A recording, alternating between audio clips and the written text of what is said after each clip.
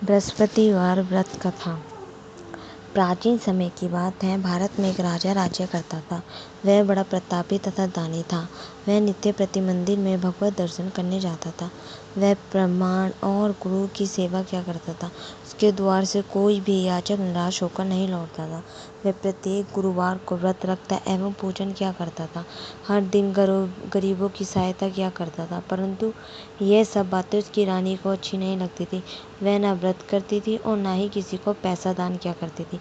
वह राजा से भी ऐसा करने को मना किया करती थी। एक समय की बात है कि राजा शिकार खेलने वन को चले गए। घर पर रानी और दासी थी।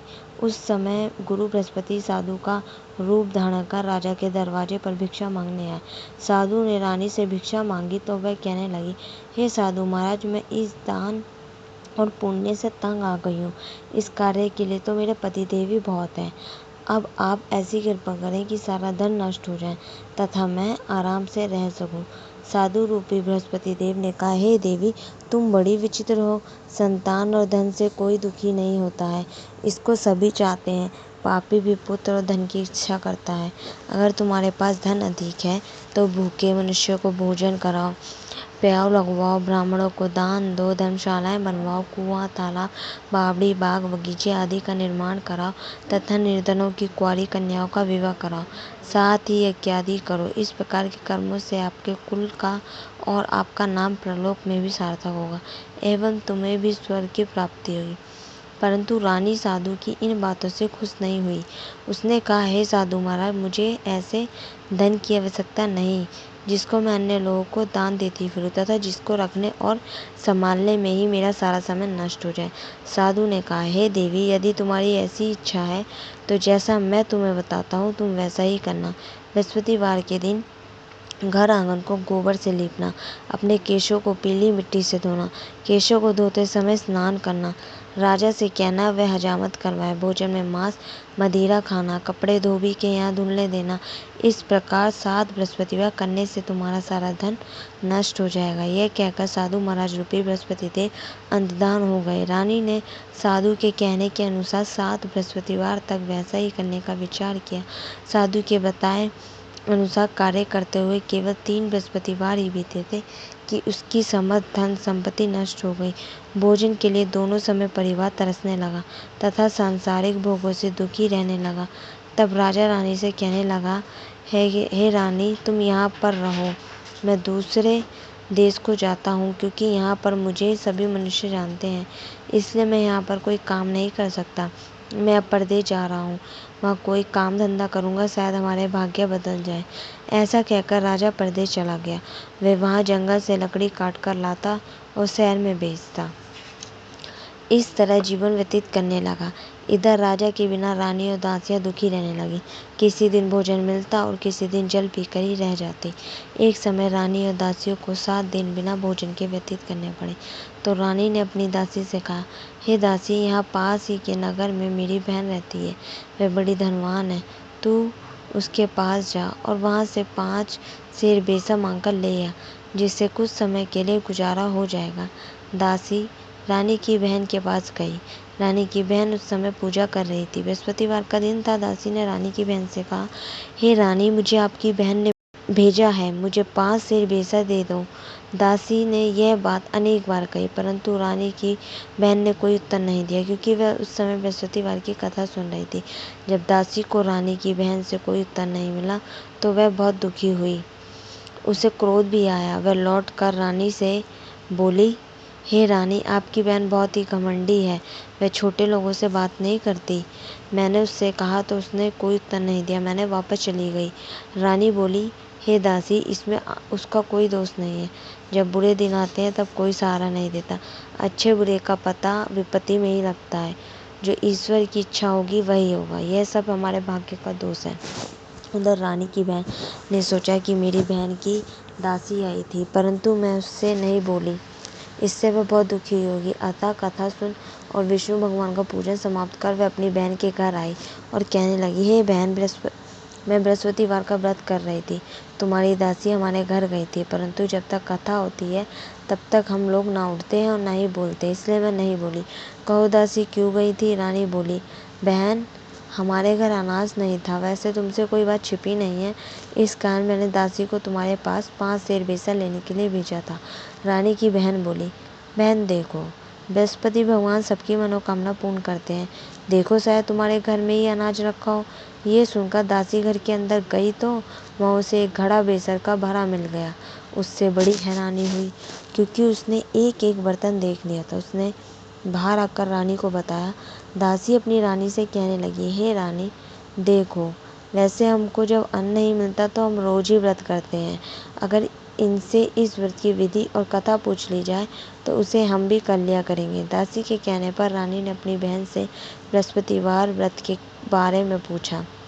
उसकी बहन ने बताया, हे रानी बहन, बृहस्पतिवार को सूर्योदय से पूर्व उठकर स्नान करके बृहस्पतिवार का व्रत करना चाहिए, लेकिन उस दिन सिर नहीं धोना चाहिए। बृहस्पतिवार के व्रत में चने की दाल और मुनक्कों से विष्णु भगवान का केले के वृक्ष की जड़ से पूजन करें तथा दीपक जलाएं।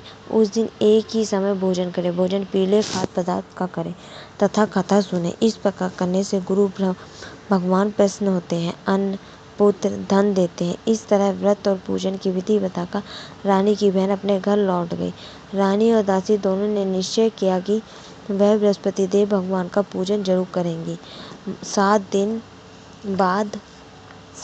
बाद जब बृहस्पतिवार आया तो उन्होंने व्रत रखा। गुड़साल में जाकर चना और गुड़ चीनी लाई तथा उसकी दाल से केले की जड़ में विष्णु भगवान का पूजन किया। अब भोजन कहाँ से आए? दोनों बड़ी दुखी हुई, परंतु उन्होंने व्रत किया था, इस कारण बृहस्पति देव भगवान प्रसन्न थे। वे एक साधारण व्यक्ति के रूप में 2 थालों में सुंदर पीला भोजन लेकर आए और दासी को देकर बोले, हे दासी, यह भोजन तुम्हारे और नानी के लिए है, तुम दोनों करना। दासी भोजन पाकर बड़ी प्रसन्न हुई और रानी से बोली, रानी जी भोजन कर लो। रानी को भोजन आने के बारे में कुछ पता नहीं था, इसलिए वह दासी से बोली, जा तू ही भोजन कर, क्योंकि तू हमारी व्यर्थ में हंसी उड़ाती है। दासी बोली, एक व्यक्ति अभी भोजन दे गया है। रानी कहने लगी, वह भोजन तेरे लिए दे गया है, तू ही भोजन कर। दासी ने कहा, वह व्यक्ति हम दोनों के लिए 2 थालों में भोजन दे गया है, इसलिए मैं और आप दोनों ही साथ साथ भोजन करेंगे। फिर दोनों ने गुरु भगवान को नमस्कार कर भोजन प्रारंभ किया। उसके बाद से वे प्रत्येक बृहस्पतिवार को गुरु भगवान का व्रत और पूजन करने लगे। बृहस्पति भगवान की कृपा से उनके पास धन हो गया, परंतु रानी फिर पहले की तरह आलस्य करने लगी। तब दासी बोली, देखो रानी, तुम पहले भी इस प्रकार आलस्य करती थी, तुम्हें धन के रखने में कष्ट होता था, इस कारण सभी धन नष्ट हो गया। अब गुरु भगवान की कृपा से धन मिला है तो फिर तुम्हें आलस्य होता है।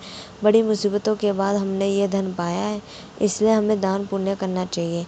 तुम भूखे मनुष्यों को भोजन कराओ, प्यार लगवाओ, ब्राह्मणों को दान दो, कुआं तालाब बावड़ी आदि का निर्माण करवाओ, मंदिर पाठशाला बनवाकर दान दो, कुंवारी कन्याओं का विवाह करवाओ, धन को शुभ कार्यों में खर्च करो, जिससे तुम्हारे कुल का यश बढ़े तथा स्वर्ग प्राप्त हो और पितृ प्रसन्न हो। दासी की बात मानकर रानी ने इसी प्रकार के कर्म करने प्रारंभ किए, जिससे उनका काफी यश फैलने लगा।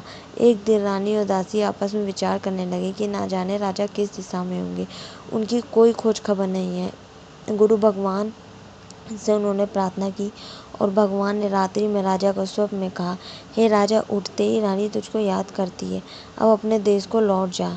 राजा प्रातःकाल उठकर जंगल से लकड़ियां काटकर लाने के लिए जंगल की ओर चल पड़ा। जंगल से गुजरते हुए वे सोचने लगा, रानी की गलती से कितने दुख भोगने पड़े।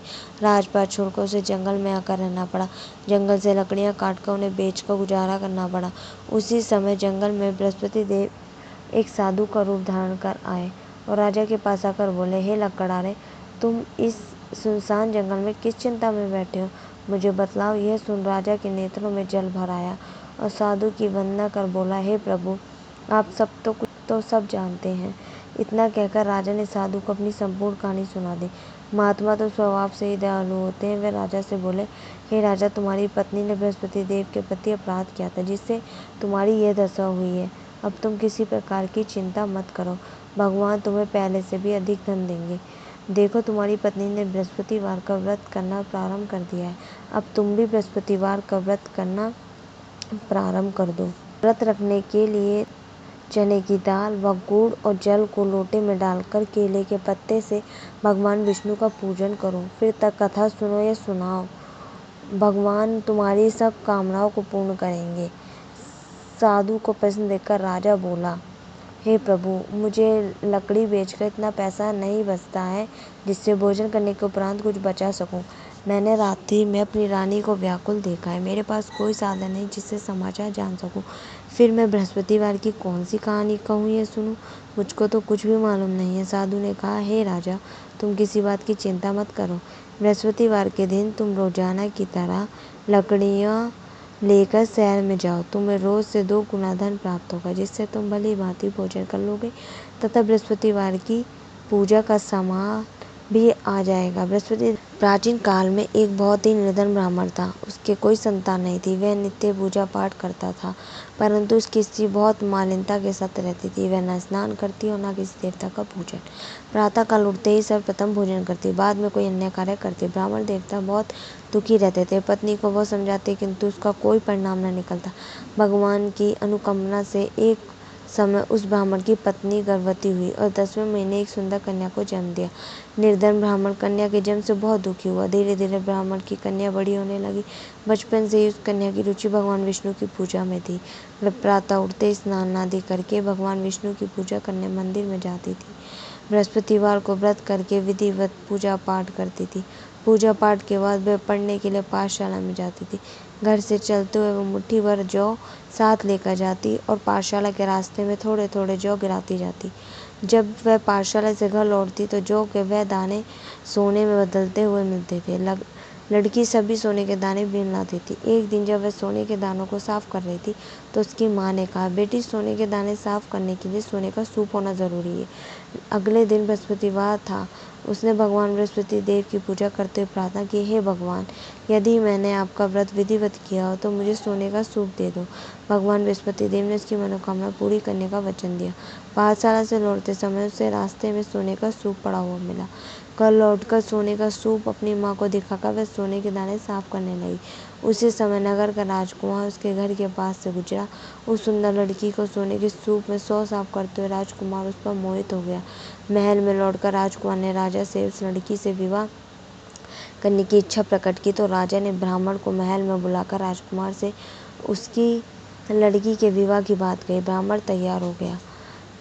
धूमधाम से उस लड़की का विवाह राजकुमार से हो गया। दुल्हन बनकर ब्राह्मण की लड़की महल में चली गई। लड़की के चले जाने से ब्राह्मण फिर निर्धन हो गया। उसे कई कई दिन भोजन भी नहीं मिलता था। बहुत दुखी होकर ब्राह्मण एक दिन अपनी लड़की के पास गया। अपने पिता से निर्धनता का समाचार सुनकर उसे बहुत धन देकर पिता को विदा किया। उसे धन से ब्राह्मण के कुछ दिन तो आराम से गुजर गए, लेकिन जल्दी ही फिर भूखों मरने वाली हालत हो गई। ब्राह्मण अपनी लड़की से धन के लिए फिर महल में पहुंचा। लड़की ने पिता की बुरी हालत देख कहा, पिताजी, आखिर आप कब तक मुझसे धन लेकर जीवन यापन करेंगे? आप कोई ऐसा उपाय क्यों नहीं ढूंढते जिससे आपका सारा धन संपत्ति से भर जाए? ब्राह्मण ने कहा, मैंने तेरी माँ को बहुत समझाया है, पर उसकी समझ में कुछ नहीं आता। उसका फूहड़पन नष्ट हो तो घर की निर्धनता भी दूर हो जाए। तब कुछ सोचकर लड़की ने पिता से कहा, पिताजी, आप कुछ दिनों के लिए माँ को मेरे पास छोड़ जाओ। तब कुछ सोचकर ब्राह्मण पत्नी को लड़की के पास महल में छोड़ आया। लड़की ने अपनी माँ से कहा, माँ, तुम कल प्रातः उठकर स्नान आदि करके भगवान बृहस्पति देव विष्णु जी की पूजा अवश्य करना। पूजा करने से तुम्हारी निर्धनता अवश्य दूर हो जाएगी। लेकिन उसकी माँ ने उसकी कोई बात नहीं मानी। तब क्रोधित होकर लड़की ने अपनी माँ को एक कक्ष में बंद कर दिया। सूर्योदय के समय माँ को उठाकर जबरदस्ती उसे स्नान कराया और फिर मंदिर में ले जाकर भगवान बृहस्पति देव की पूजा की। कुछ दिनों तक ऐसा करने से माँ की बुद्धि में परिवर्तन हुआ और वह स्वयं बृहस्पतिवार का व्रत रखने लगी।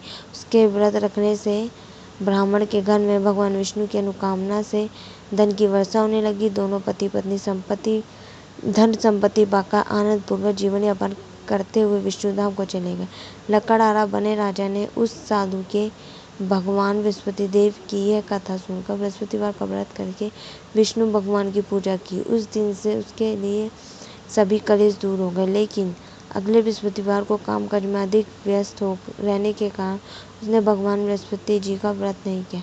भगवान बृहस्पति देव लकड़हारे से क्रोधित हो गए और उसे भूल की सजा दी। उस दिन नगर के राजा ने नगर में घोषणा करके सबको सूचित किया, प्रत्येक नागरिक मेरे महल में भोजन करने आए। जो नहीं आएगा उसे अपराधी मानकर भारी दंड दिया जाएगा। लकड़हारा बने राजा ने उस नगर के राजा की घोषणा तो सुनी, लेकिन जंगल से लकड़ी काट कर लाने और उन्हें बेचने में समय हो गया था। जिस कारणवश वह महल नहीं जा पाया था। अतः राजा के सैनिक लकड़हारे को पकड़कर महल पे ले गए। राजा ने उसे महल के एक कक्ष में बैठाकर भोजन कराया। उस कक्ष में एक खूंटी पर रानी का सोने का हार लटका हुआ था। लकड़हारा अकेला उस कक्ष में भोजन कर रहा था। तभी उसने एक आश्चर्यजनक घटना घटती देखी। देखते ही देखते वह खूंटी हार को निकल गई। थोड़ी देर के बाद राजा ने हार को गायब देखा तो लकड़हारे को कारावास में डलवा दिया। लकड़हारा मन ही मन अपने भाग्य को कोसने लगा। तभी उसे जंगल में मिले साधु का स्मरण हो गया। थोड़ी देर में भगवान बृहस्पति देव सन्यासी का रूप धारण कर उसके सामने प्रकट हो गए। कहा, हे लकड़हारे, तूने भगवान बृहस्पति देव की पूजा नहीं की, इसी कारण तुम्हें कष्ट हुआ है। लेकिन अब चिंता मत करो, बृहस्पतिवार के दिन कारागार के दरवाजे पर तुम्हें कुछ पैसे पड़े हुए मिलेंगे। उन पैसों से भगवान बृहस्पति देव का व्रत करके उनकी पूजा करोगे तो तुम्हारे सब दुख नष्ट हो जाएंगे। बृहस्पतिवार के दिन दरवाजे पर पड़े मिले पैसों से चने और गुड़ मंगाकर लकड़हारे ने बृहस्पतिवार की कथा तो भगवान बृहस्पति देव को प्रसन्न होकर उस नगर के राजा को उससे अपने लकड़हारे को कारागार से मुक्त करने को कहा। सुबह राजा ने अपने कक्ष में आकर देखा तो खूंटी पर रानी का हार टंगा हुआ था। राजा ने लकड़हारे को मुक्त कर दिया और उसे धन और आभूषण देकर विदा किया।